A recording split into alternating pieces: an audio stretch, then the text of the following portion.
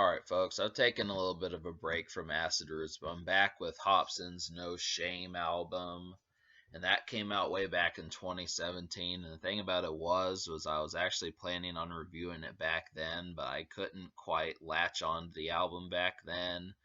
And Hopsin has not dropped an album since this project, so I kind of wanted to get back into the swing of reviewing him, just because in my first couple years on Acid Roots I reviewed a lot of funk volume and Hopsin kind of stuff.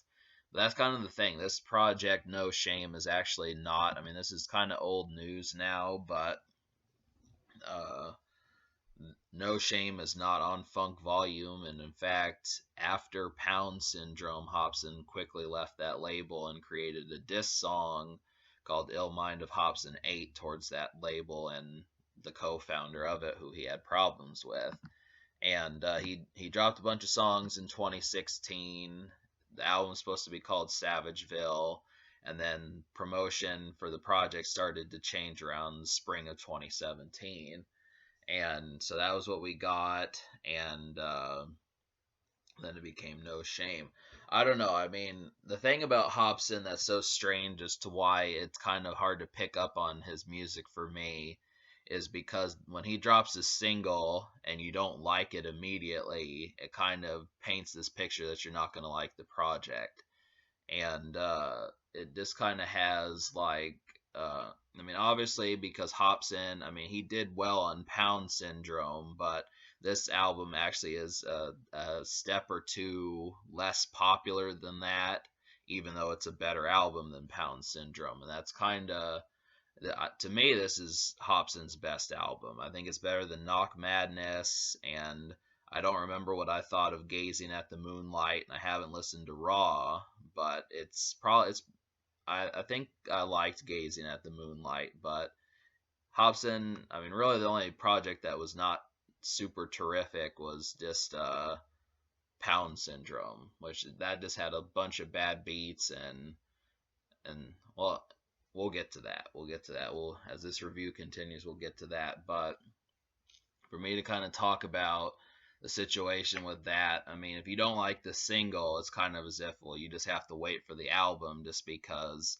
Hopsin's popularity, I mean, he's not first, second, or third mention from most people in terms of rap music that is just casual. That's kind of the problem I think I was presented with that. Even though it's kind of my forte to review underground music, for some reason, when I listened to the singles back in 2017, they didn't resonate with me, but they do now. That's the thing. Some of them. I mean, that's kind of the situation. So we'll talk about the singles now. The first one was The Purge, and this is like another eviscerating and kind of, thrilling kind of song. It seems similar to horrorcore.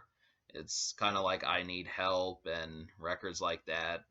Hop is Back, that kind of shrill and just almost just moody kind of music, which Hopsin's good at. I mean, that's the thing. I feel like he really operates well at the end of the year when things get kind of more dark and decayed and stuff.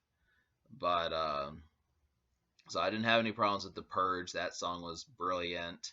I didn't like Happy Ending though, and this song is kind of controversial just because it kind of depicted Asian women as sex objects, because he goes to like a massage parlor and engages with the Asian women, and so I don't know, I didn't like the song. I mean, I suppose, if it's gonna, I mean, the fact that he created controversy is somewhat good, but then it was really not that terrific a song. I mean, I really hated the production on the song, and it just didn't feel like any sort of music that I could see myself listening to. Bad day, good day, sad day, happy day, excited day. It just didn't vibe with my mechanics. So, and then Witch Doctor, that one, that's not as good as The Purge, but I'm glad that Hopsin is actually able to drop, third and fourth singles and stuff, just because, it kind of works. I mean, it's less terrific than The Purge, but it's just kind of, it really feels like some sort of trippy beat. That's kind of the thing about that one. This is a more trippy song, and um, this feels all sorts of creepy, which I'm glad. I mean, honestly, Hopsin's not just doing club song, then ladies song, then radio song, then makeshift song. I mean, he's doing different things. But Ill Mind of Hopsin 9 made it to the singles. And this song really reminded me of like 97 Bonnie and Clyde by Eminem, or Haley's song, one of those songs that Eminem does, just because Hopsin's kind of talking to his kids in it. And if the production would have been better, I probably would have been more engaged with it, but it was just a little bit too tame for me. I mean, obviously, if you're just listening to the lyrics, you would think, well, that it's kind of engaging just because he's revealing the situations that he has in with him being a father and such. But I don't know. Somehow the music just didn't catch me as much. So, but those are the singles, and there were a couple other music videos that came out. I liked Panorama City. That's a slick song, but I didn't like Tell 'em who you got it from. So, but yeah, we'll start to talk about this album now. So there's 15 songs minus 2 skits. No Words 2 was a skit, and then I also think Marcus's Gospel is another one that wasn't really a song. So there might have, 14, 15 songs, whatever you want to say. But yeah, so we'll talk about the songs I liked. I'm going to recommend 8 out of 17 songs. So the songs I recommend to you would be Twisted, All Your Fault, Money on the Side, I Wouldn't Do That, I Must Be On Something, The Purge, Panorama City, Witch Doctor, and then the song that I'm kind of on the fence about, I said I didn't like too much, but it's kind of okay, is Ill Mind of Hopsin 9. That's about 9 songs. So when I say, typically I did not expect myself to like this much Hopsin. I mean, it's an improvement over most of what he's done in the past. But I'll talk about that, and I'll talk about the reasons why some of the other songs. The 2 worst songs on here for me were Happy Ending, and there was another one. What was it? Happy Ending, and I guess it was Marcus's Gospel. I mean, those were like the 2 worst songs for me, but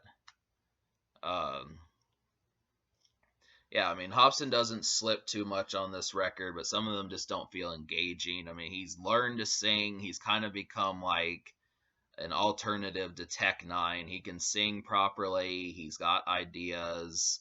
He's got lyrics. And, he has different themes and approaches to how he does things on the songs. I mean, not everything is just like him being pissed off. I mean, he has different angles from how he approaches the songs. So, yeah, this is kind of.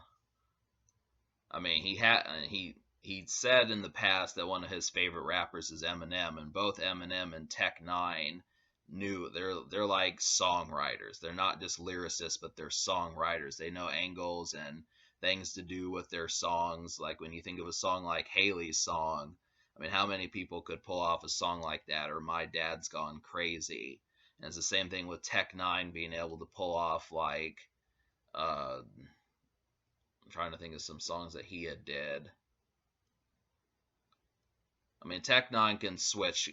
Tech Nine can go from the club to the graveyard to just any place that you would think Tech Nine would be able to go. So he has the ability to do that. But Hopsin, I give him credit for being a songwriter, and that's kind of the thing to be depicted here, is he actually is a songwriter. And Twisted is a different song from Ill Mind of Hopsin 9, and Witch Doctor is a different song from Money on the Side, which all of these songs are good. So that's kind of the thing. It basically feels more of like a tasteful project, more so than just, hey, you're getting lyrics, or you're just getting good features, which there's not that many features on this project, on a side note. So that kind of happens to be the thing, but I'm just trying to figure out how to wrap this up. So yeah, I'm going to give this album like a 7.5 out of 10. is because I think this is worthy of a purchase. It's a fun project.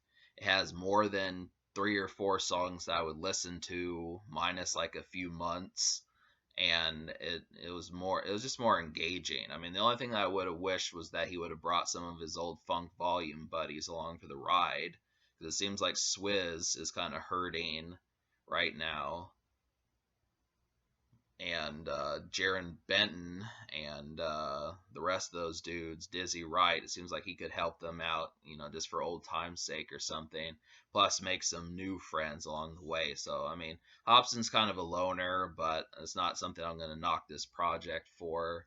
So, 7.5 out of 10. And the social score, despite it being underground, I still give Hopsin credit for making as many music videos and dropping as many singles. So that's about a 6. I mean, Happy Ending, if I would have liked Happy Ending, it would have been like an 8. Just because, obviously, I didn't quite feel that I mean, The Purge is about as good as Hop is Back and Rip Your Heart Out and some of Hopsin's best songs, but I don't know. I just couldn't find like another kick-ass song in the singles as much as The Purge. So that's kind of the thing there, is there just wasn't enough singles wise. I mean, they're good songs, but they're just not terrific. So yeah, so that's what it is. 7.5 out of 10. In my opinion, this is probably Hopsin's best album, at least up to this point. Is the fact that he improved. I mean, the only real weakness to it, for the most part, is just the fact that he doesn't really have, additional like heavy hitters to kind of back it up. I mean, the songs are good, but they're not the singles that's the case. So that's kind of the situation. But yeah, 7.5.